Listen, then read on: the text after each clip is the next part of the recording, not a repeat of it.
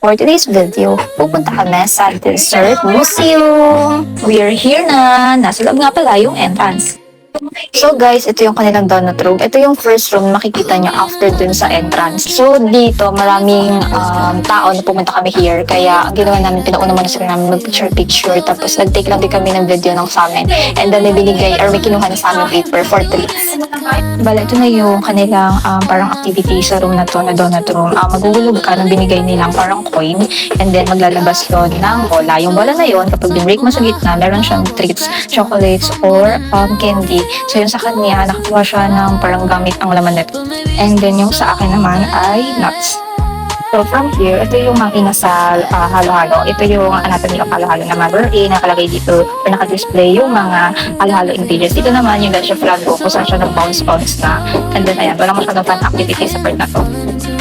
Dito naman, nagproceed na kami sa next room. Ito na yung makina sa cream halo-halo. So malaki yan siya. And then, ayan, video-videohan ko lang siya sa gitna.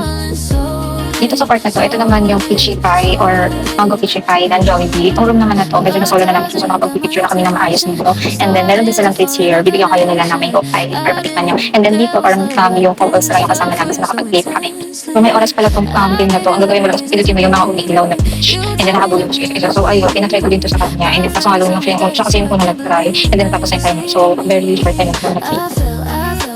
Hindi na kami nagtagal sa room na yun kasi nga may oras lang per room. And then lumipat na kami dito sa banana.